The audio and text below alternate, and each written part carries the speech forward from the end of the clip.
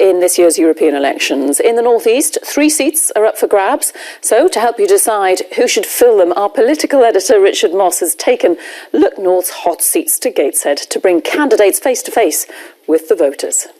Well, here we are in Trinity Square in Gateshead. We brought the Look North hot seats. All we now need is some European election candidates so the voters can put them through their paces. First up with a question, it's Veronica, who's worried about immigration. All people come in that contribute to our country, they pay their taxes, but there's a hell of a lot, excuse the language, a hell of a lot here just for a free ride. It's important to remember that the majority of people actually come into the to UK to work.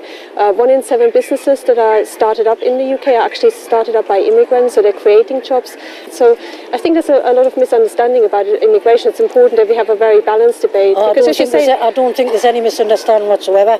So how can this country survive any much longer when it's being squeezed so tight? But the reality is that that isn't the responsibility of immigrants in the North East. No. If you look at the NHS, 40% of the NHS, the vast majority of the NHS in the North East is dependent on migrant workers bringing in their skills and looking after people across the region. The important thing is to make sure that anybody that does come to this country comes to work and not just to claim benefits. The government have already legislated to make sure that that's the case. You cannot now arrive on day one and claim benefits. There has to be at least 6 months before you can claim any benefits whatsoever.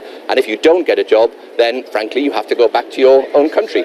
At the moment, there are 27 other countries from the European Union where we have a complete open door. What UKIP is saying is that we should have a fair points-based system so that those who come into the country are the people who are going to work hard, make a difference, make this country a better place. I believe in it, yeah. Great start for UKIP then, but I have a feeling their candidate isn't going to get on quite as well with Craig. One of the biggest employers in the North East is Nissan. I think it's something like 8% of the cars made at Nissan are sold back to Europe. Now obviously if we come out of Europe, those trade links that we have with Europe will obviously dissolve. Where's that going to leave Sunderland?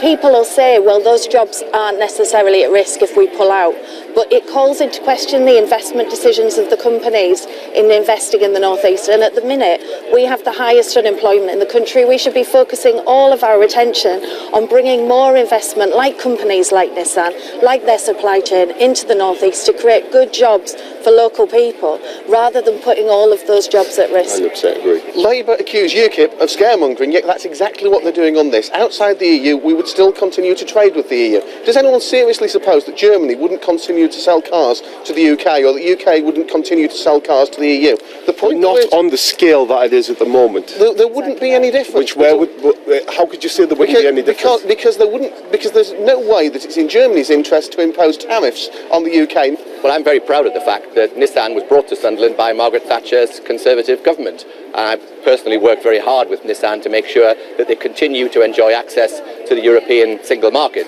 I do find it quite funny that you obviously take credit for bringing Nissan to the North East at the cost of the shipyards, at the cost of the mines. We take credit for that because it's a fact. It's there, you can see it. It's in Sunderland. It was during her government that it happened. Yeah, you might not like it as a Labour supporter, but it clearly happened. I'm not a Labour supporter. It is an essential part for the North East economy to stay inside the European Union and to have strong representatives in Brussels that can actually help with legislation that affects businesses right here in the North East to make it work for the North East. Eurosceptic Karina seems like a better bet for UKIP, but it turns out she also has an awkward question for their candidate. If you view the European Union as being bureaucratic and undemocratic, which I think it is as well, is it a bit hypocritical to take a wage from the European Parliament? You have to take up your seats because otherwise you can't use that platform to campaign for what you're trying to achieve, and also, of course, you can't find out what's going on, come back and let people know what's happening. I think it's really important that we have somebody strong in the European Parliament who fights for people in the North East. And yes, there is bureaucracy involved, but it's not more bureaucracy than you have in local councils or in Westminster as well. It's just a way of how do you administer something. I don't think the EU should be doing a lot of aspects of policy, but as long as they are, then I see it as my role to get in there, to represent the North East, to work on the legislation and to try and make it better. And last but not least, it's Glenda, who's worried about jobs. We feel like the young people of today have been thrown on the scrap heap. Okay, and I want to know what your opinion is and what are you going to do to help them. What we have been pushing for in the European Parliament, this current European Parliament, is a youth guarantee, particularly focused on regions like the North East where we have high youth unemployment. And that's about ensuring that funds are channelled in to create jobs, but to also create good apprenticeships with local companies and to create training opportunities. Almost 1 million young people are unemployed in this country at a time when we've got uncontrolled immigration, and that's impacting on jobs for young people directly. We have more young people in work in the North East than we've ever had before, but we need to do better. We completely accept that. What we have to do is encourage more industry, expand the single market, get more companies to come and invest in the region, and that's what we can do as an MEP. So that's the end of the Gateshead grilling for our European candidates.